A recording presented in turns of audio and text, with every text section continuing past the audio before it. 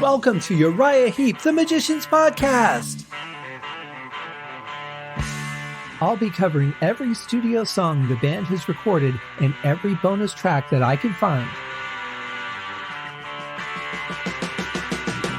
Each week we'll go over a new song from the beginning to where they are currently, and as they keep adding albums, I'll keep adding shows.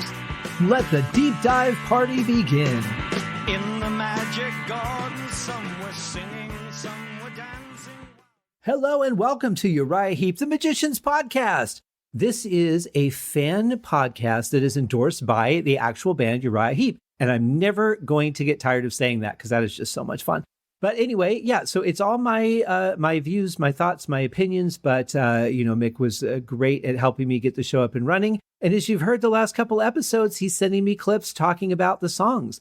And I really love that. It's great. And he's had some really insightful things to say. So far, everything that he's talked about, I didn't know. So it's fun for me, too. And it's fun to bring that to you guys because I think I'm sure, how can you not enjoy that? You're hearing from the man himself. So he is the only person that has been there since the beginning. He was part of Spice. He was there for the conversion to Uriah Heep after Ken Hensley joined the band.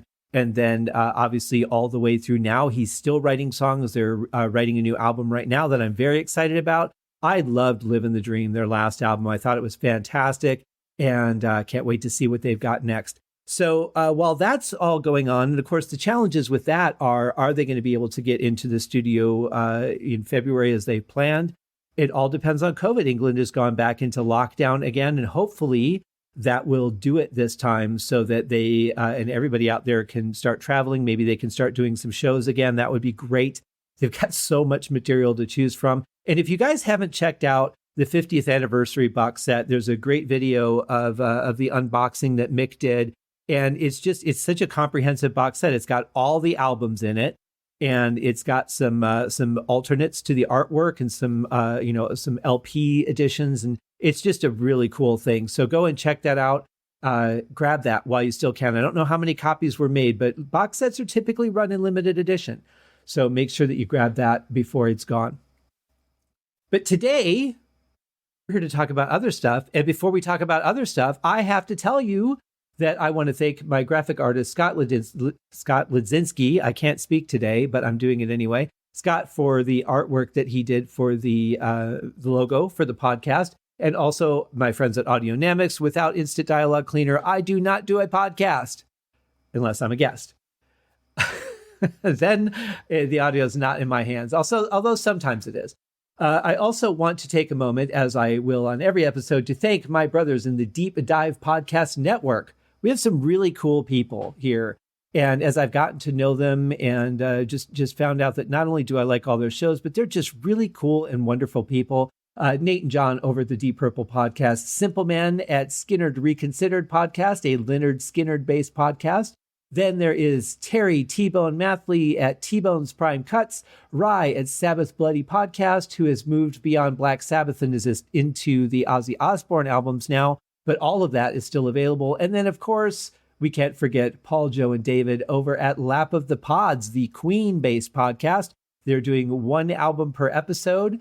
And if that isn't enough for you, and you should just check this out if you're a fan of concert information for mainly for Deep Purple and Emerson, Lake and Palmer / Emerson, Lake and Powell, there is the website www.gottahear'emall.com.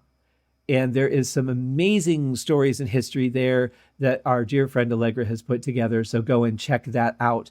Also, if you want, and you may already know this because you've connected with the show, obviously, if you're listening, but you can follow the show. The Basecamp website for the show is at scotthaskin.com/Uriah_Heep_podcast, or just go to scotthaskin.com and click the giant Uriah Heep podcast logo. That's probably the easiest way. And then if you want information on any of the specific shows, there is the catalog. All of the seasons will be there. Within each season, all of the episodes, you've got show notes, you've got a little podcast player that will be for that specific episode. But on that main page, you've also got the main podcast player that you can stream from, as well as links to all your favorite podcast outlets, iTunes, Apple Podcasts, Spotify, Stitcher, all those good places where you could check it out. And there's some other ones that I'm not as familiar with because I haven't been on them myself, like Deezer, for example. But if you listen to your podcast on Deezer, you can listen to this there too. So go and check it out. And you can always follow us on our Facebook page at Uriah Heep Podcast, as well as Twitter at Heep Podcast, Instagram at Uriah Heep Podcast, and our email, UriahHeepPodcast@gmail.com. That's about enough of me reading scripts, I think. So I think what we should do is we should talk about this song, Come Away, Melinda. It's just a beautiful song. Again, very vocal driven with some wonderful backups to it.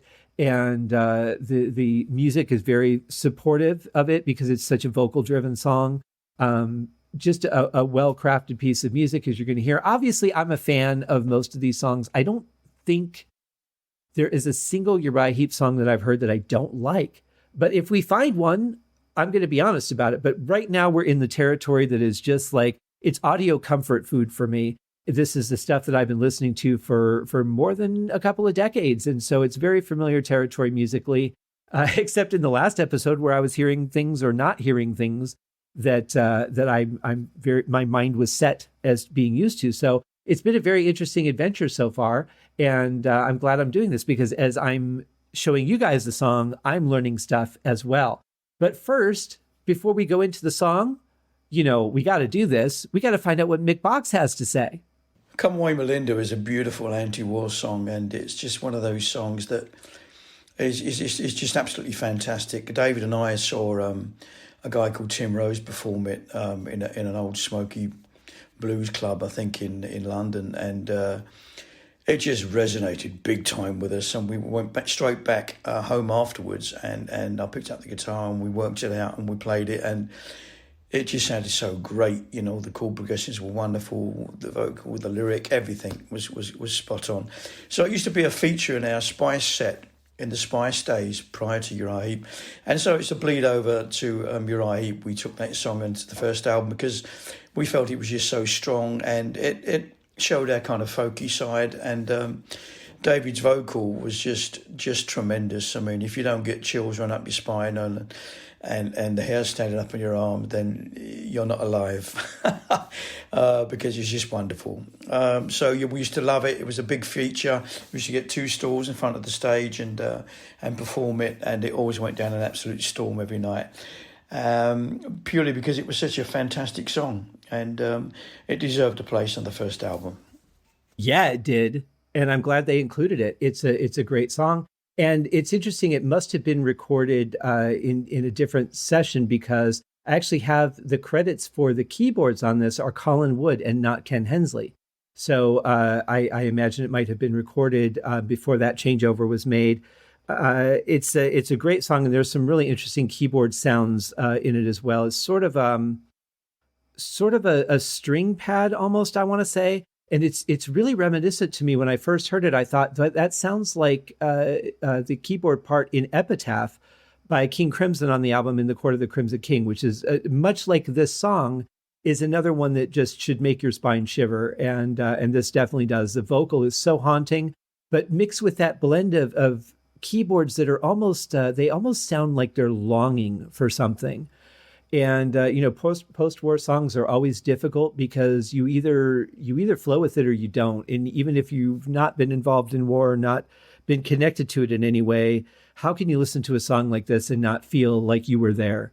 I think that's the magic of a song like this. So I certainly understand how they found this to be a song that they would want to perform, and I'm glad that people really caught on to it so well because it's just a beautiful song. Now there are 2 versions on the deluxe CD. However, there's only 2 real differences. One, there was an extra chorus that was edited in, and it's just a repeat of another chorus. And also, the mix is a little bit better, I think, than the original. But I'm going to play the original, and then I'm just going to play you a snippet of the other version so that you could hear the difference as far as that goes. Very interesting, though. Both are good mixes. I think the other one was a little more powerful musically, which was even fine on this because even though it's a vocal-driven song, I think the music really supports the vocal, as you'll hear. And I'm going to give you guys a little podcast tidbit. I always drink one thing while I'm recording podcasts, whether I'm doing the interview or the introduction or, my monologue or whatever. This is not a sponsored ad, by the way, but it's just something that works for me in case you guys wanted to do a podcast of your own. Twinings chai tea. I just drink it straight with hot water. Really, for some reason, that really works for my voice. I've tried throat coat and different things before, but for some reason, Twinings chai tea it just hits the spot. So there's a little podcast tidbit for you. I may throw one in from time to time. It's mostly about the music, but a little trivia now and then is good. The more you know. So here we have the lineup again of David Byron on vocals. We have Mick Box on guitar, Paul Newton on bass, Alex Napierr on drums, some very cool little jazzy drums on this, and Colin Wood on keys. So we're going to now just go ahead and dive into this wonderful song, see what it has to say, and you guys can follow along on the website page with the lyrics in the if you go to the show folder and then to the season 1 episodes and the Come Away Melinda episode, you'll see it listed as Come Away Melinda 2 versions, and follow along.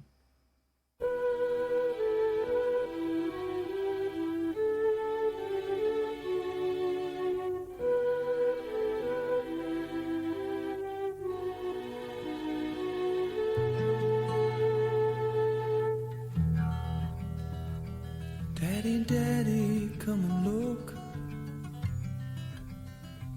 See what I have found. A little ways away from here, while digging in the ground.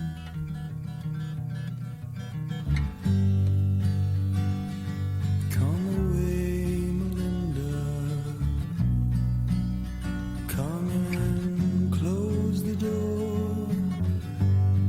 It's nothing, just a picture book they had before the war.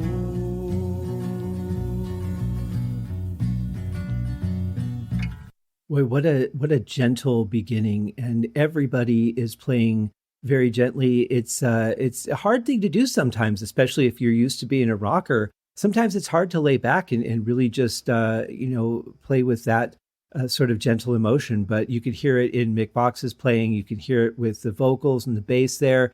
The keys are definitely very soft.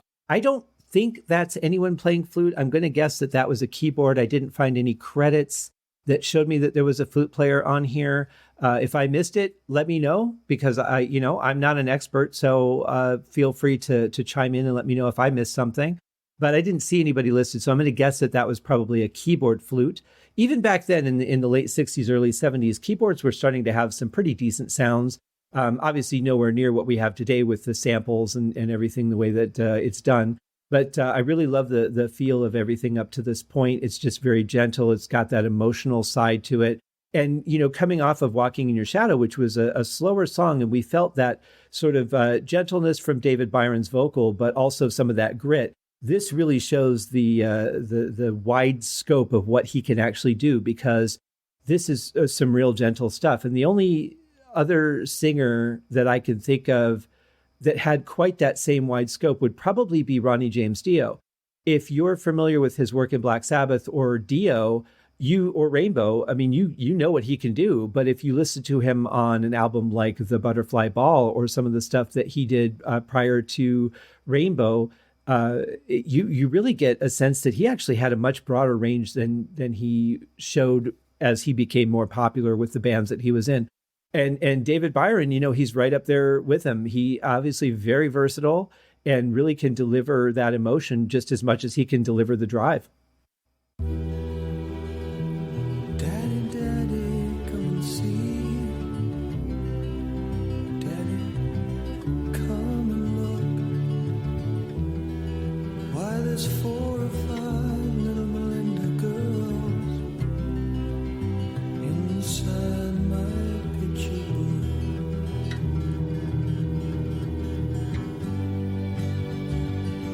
Come away, Melinda.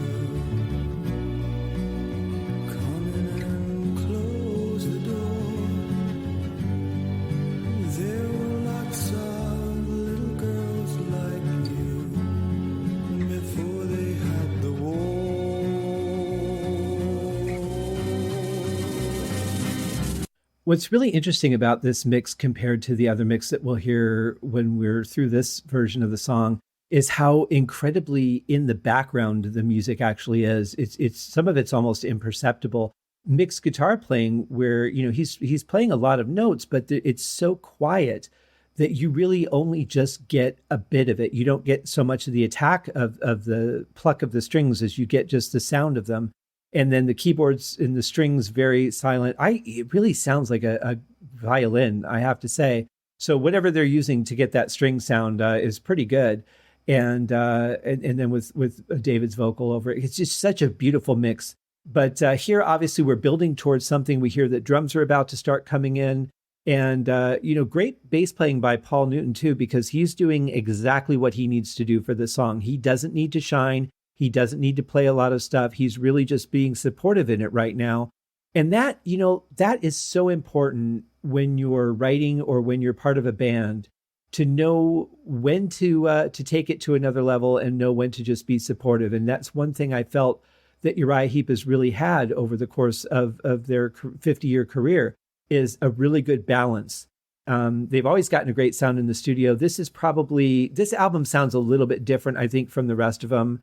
And again, it does kind of feel like maybe these were different sessions because of the way that they sound. But overall, it still sounds good. You can hear everything, but it's a different emotion because of how subtle it all is.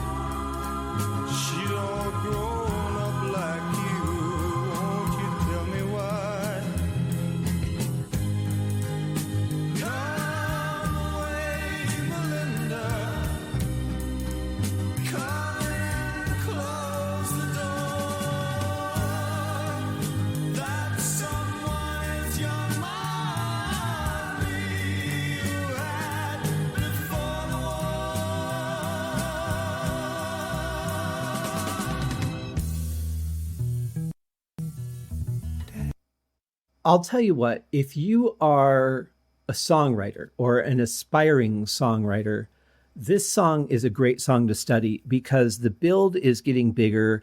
It's still subtle, but it's still there. You can hear Paul Newton is picking things up on the bass a little bit, kind of saying we need to get this moving.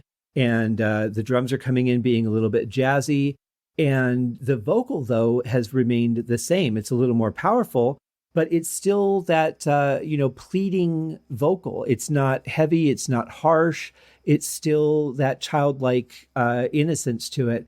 And obviously we're building to something more. I love the pitch change at the end of that section that we just listened to.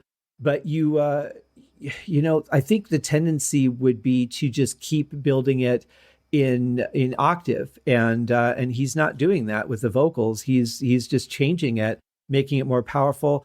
I love in this mix how far in the background the backup singers are. They're like on the other side of the room. And it really gives almost a bit more loneliness, I think, to the character that's telling the story. Kind of like I'm pleading to somebody who's not there or not listening or is maybe just too busy to pay attention. But the pleading continues and it's getting more intense. The longer that you ask a question and you don't get an answer, you start getting, your body starts tensing up because you're just pleading to know what's going on. And I think that's displayed so beautifully here. And now we're going to go into another section of the song. So let's see where it goes.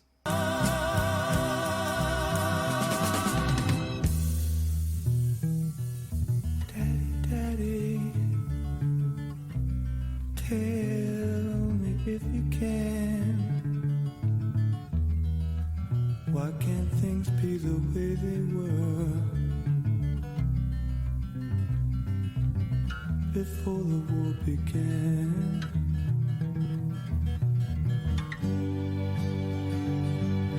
come away, Melinda,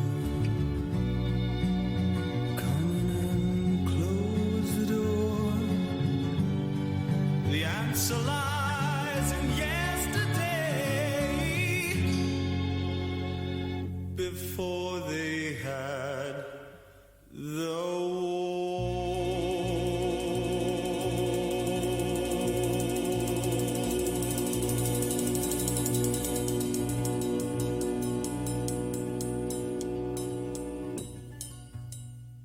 Well, that's sort of a manual fade out at the end there, but it really is a very powerful ending. I mean, with the vocals really kicking in with some more power. I really find it interesting the way that the vocals are panned between the verse and the chorus. Definitely adds again a bit of kind of isolation and loneliness, I think, to it. But a very powerful song. I don't know who to credit with the arrangement, to be fair, because I've not heard the original.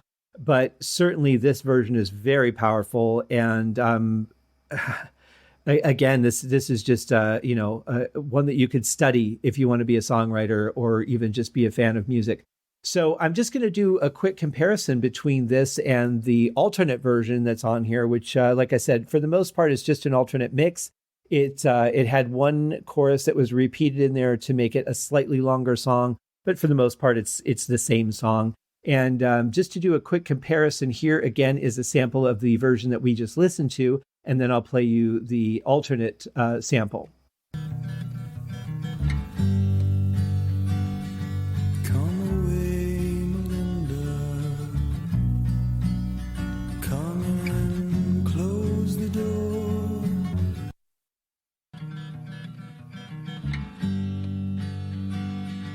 Come away, Melinda. Come and close the door. It's nothing, just a picture book they had before the war. So that you could definitely hear a very big difference between the two mixes. The instruments are much more apparent, not as subtle. You can hear Mick's actual, his picking and what he's got going on there.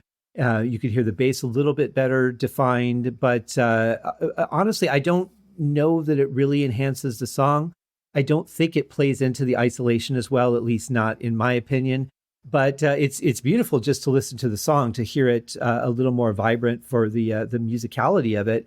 Definitely glad that they included that on there. But as far as the song itself, and again, I want to throw this out to you guys. What do you think about this? I think a lot of times that the first version of a song that you hear is the one that you like the best.